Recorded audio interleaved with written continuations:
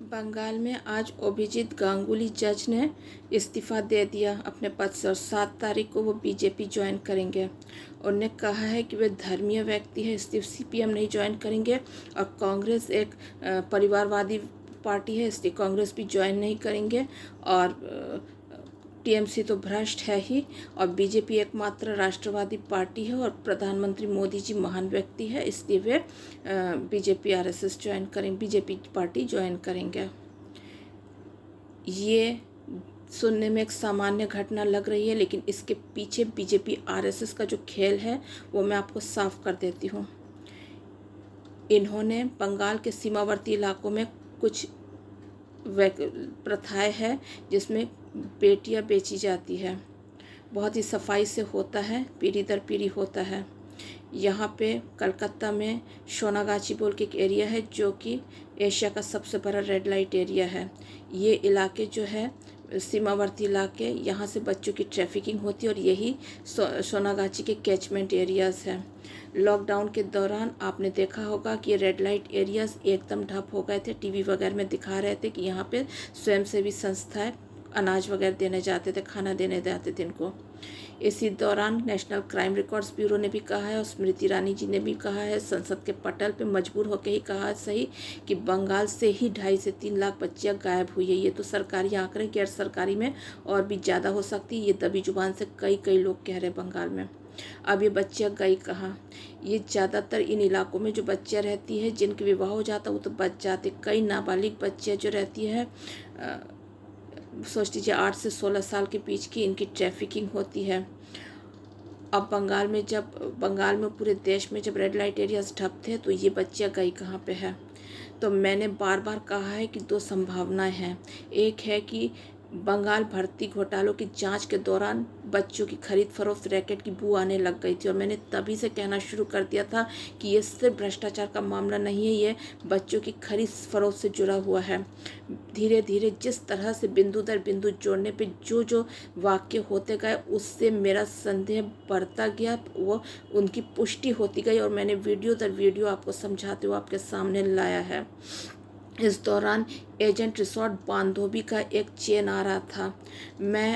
मुझे पूरा संदेह और अभी तक का जिस तरीके से केसेस को भटकाया गया है, जिस तरह से जज चंद्रचूड़ जो कि सुप्रीम कोर्ट के मुख्य न्यायाधीश है और जस्टिस शिवगन्नम जो कि कलकत्ता हाई कोर्ट के न्यायाधीश है, मुख्य न्यायाधीश है, उन लोगों के जरिए भर्ती घोटाले की जितने भी केसेस थे उनको जज गांगुली से हटवा के उन्हें जज मंथा को जिस तरह से ट्रांसफ़र करवा दिया गया और हेल्थ से जुड़ा मेडिकल रिक्रूटमेंट घोटाले को जज चंद्रचूड़ ने दिल्ली में रख लिया। इससे मैंने बार बार आरोप लगाया है और मेरे बात की पुष्टि हो रही है कि यहाँ पे इन्होंने चौंद्रिमा भट्टाचार्य को जांच से दायरे से बाहर रखने के लिए सब किया है। एक और दूसरा है बंगाल भर्ती घोटाले के दौरान जो बच्चों की खरीद फरोख्त की बू आ रही थी, उस पूरे जांच पे पर्दा डालने के लिए उन्होंने पूरे मामले को ही भर्ती घोटाले को रफा दफा करा दिया है।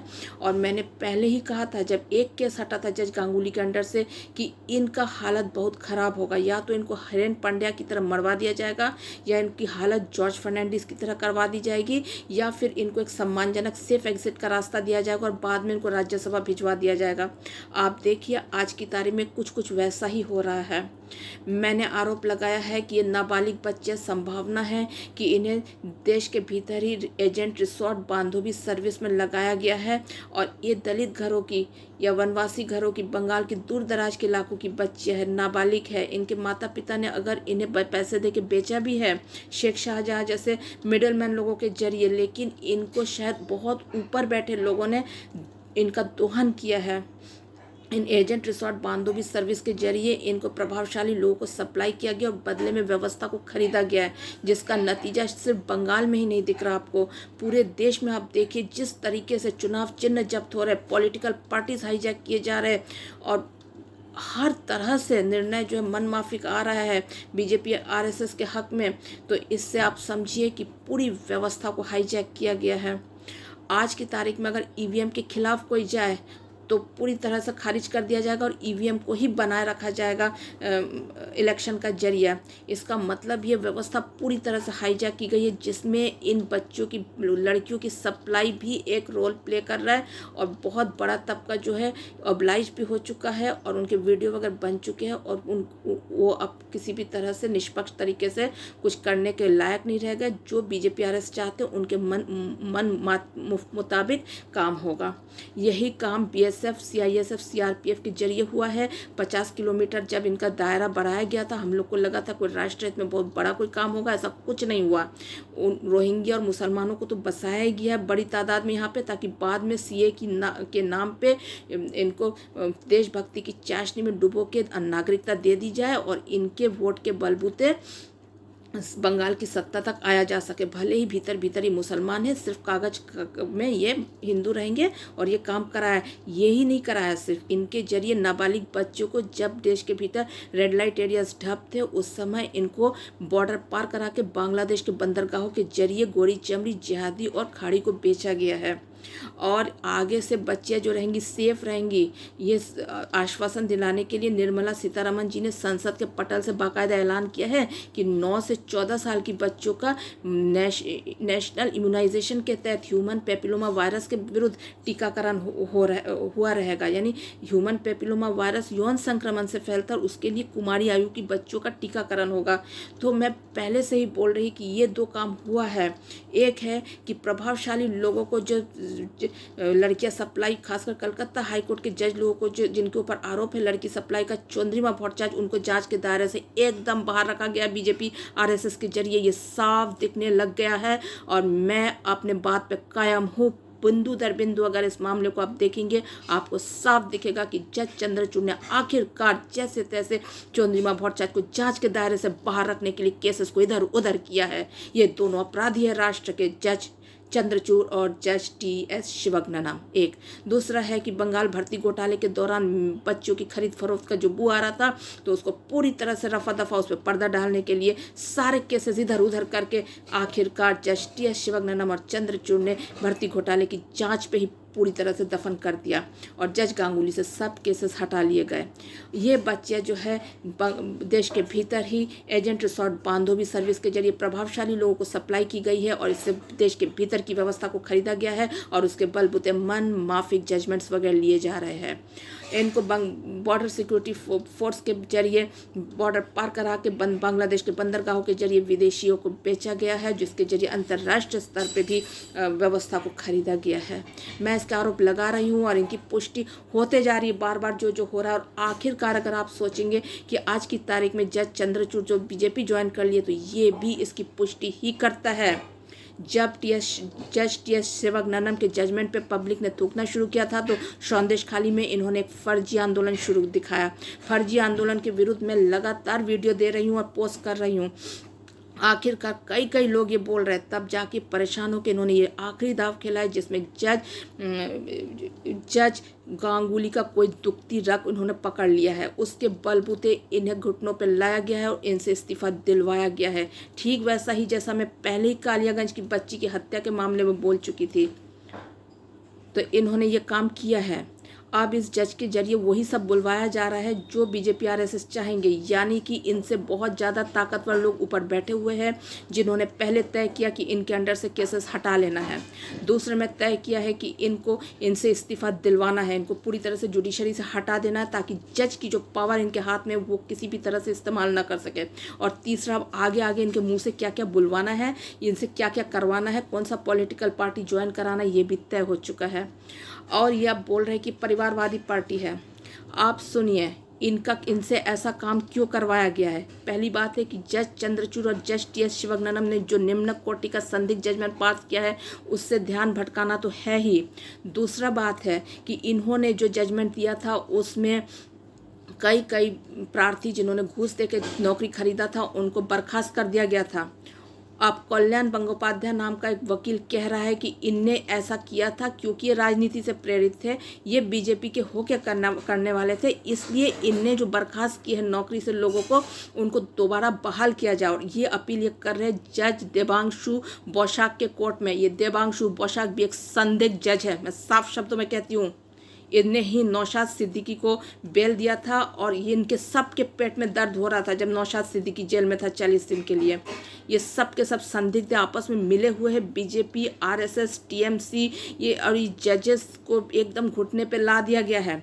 अब कल्याण बंदोपाध्याय के जरिए इज्जत से सब कुछ करा लिया बीजेपी आरएसएस ने। इनको अब अपने दल में भी ले लेंगे और इनके मुंह से वो सब कुछ बुलवाया जाएगा जो चाहते हैं। और प्लस दूसरा पक्ष यानी कि इन्हीं का जो जिनके साथ इनकी मिली भगत और जिनके साथ मिल के इन्होंने भ्रष्टाचार और बच्चों की खरीद फरोख्त की और बच्चों को सप्लाई की और देश विदेशों में बेचा है, यानी कि टीएमसी, उनके जरिए वापस उनके जरिए ऐसे ऐसे बयान दिलवाएंगे कि किसी जज के जरिए जो नौकरियों में जिन लोगों ने रिश्वत दे के नौकरी लिए थे उनको जो बर्खास्त कर दिया था उस ऑर्डर को खारिज किया जा सके और उनको वापस सिस्टम में लिया जा सके। यानी कि ये भर्ती घोटाले के जो पैसे थे रिश्वत के जरिए आए थे वो पैसा ममता दीदी के पास नहीं रुका था, वो बीजेपी आरएसएस के पास पहुंचा है।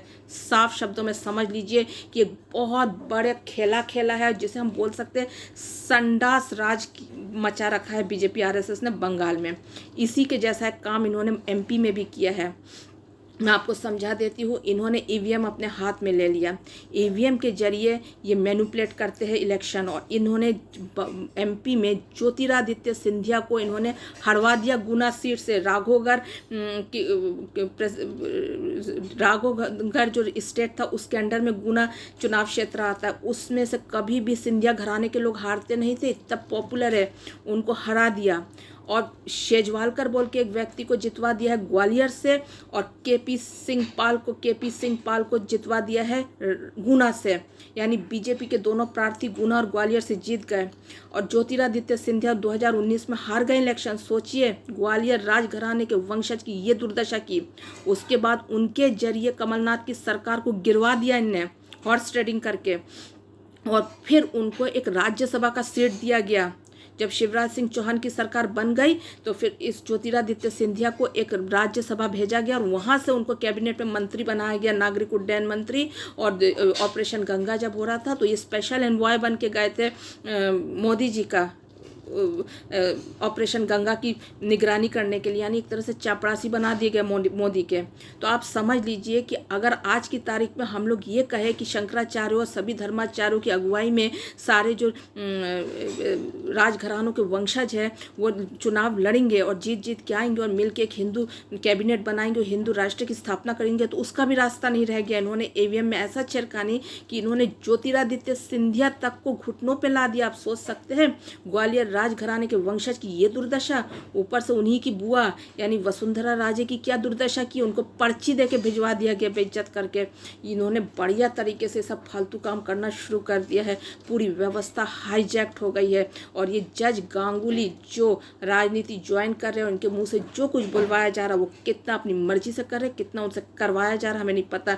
लेकिन इससे एक बात स्पष्ट हो जाती है कि लॉकडाउन के दौरान गरीब दलित घरों की बच्चों का सप्लाई किया गया है एजेंट रिसोर्ट बांधोबी सर्विस के जरिए देश में प्रभावशाली लोगों को, और इसके जरिए व्यवस्था को खरीदा गया है और इसके जरिए ही आज की तारीख में मन माफिक निर्णय ले रहे ये व्यवस्था में बैठे लोगों से, जैसे जब मर्जी चुनाव चिन्ह जब्त करना, जब मर्जी पॉलिटिकल पार्टी हाईजैक करना, जब मर्जी जुडिशरी के जजमेंट्स अपने फेवर में लेना, इस तरह के काम हो रहे हैं। एक दूसरा है, इन्होंने बॉर्डर सिक्योरिटी फोर्स के जरिए बच्चों को बॉर्डर पार करवा के बांग्लादेश बंदरगाह के जरिए विदेशों में बेचा है। गोरी चमड़ी खारी और जिहादियों को इन्होंने अनाज भी बेचा है, सिस्टम से बाहर निकाल के राशन का अनाज जिहादियों को बेचा है और पाकिस्तान तक में पाकिस्तान के मुंह से भी मोदी करवाया है। ये देशद्रोही गतिविधियां है और ये हो सकता है जज गांगुली के जरिए सीए के हक में भी कोई बयान दिलवाए और क्रिप्टो मुसलमानों को कागज में हिंदू दिखाकर सीए के नाम पे देशभक्ति की चाशनी में डुबो के भारत की नागरिकता दिला दे, यानी कि मातृभूमि का सौदा करेंगे वे धर्मियों के साथ। बीजेपी आरएसएस ने बंगाल में संडास मचा रखा है, बाकी देश को भी बर्बाद करेंगे।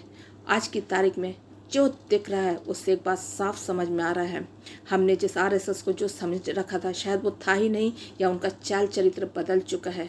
आज की तारीख में राष्ट्रीय स्वयंसेवक संघ एक आपराधिक संगठन बन चुका है। यति नरसिम्हानंद सरस्वती जी जो बोल रहे थे वो सही बोल रहे थे।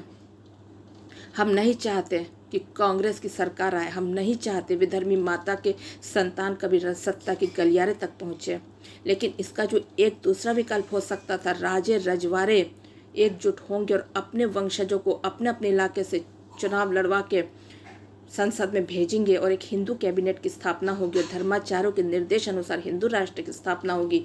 उसका रास्ता भी बीजेपी आरएसएस ने बंद कर रखा है। इनके तार जुड़ रहे हैं मस्जिद मदरसों में बैठे मुल्ले मौलवियों के साथ और चर्च में बैठे पादरियों के साथ। इन्होंने जिहादियों और क्रिश्चियन मिशनरियों के साथ सांठगांठ कर रखी है, जिसके चलते दारा सिंह जेल में ही मरेगा, आसाराम बापूजी जेल में ही मरेंगे और मोलक्कल जैसे लोग खुला घूमते रहेंगे। और अगर जो ज्योतिरादित्य सिंधिया की जो दुर्गति हुई है उसे देख के समझ ले कि बाकी लोग भी बचेंगे नहीं, तो हमारे पास कौन सा रास्ता रह गया।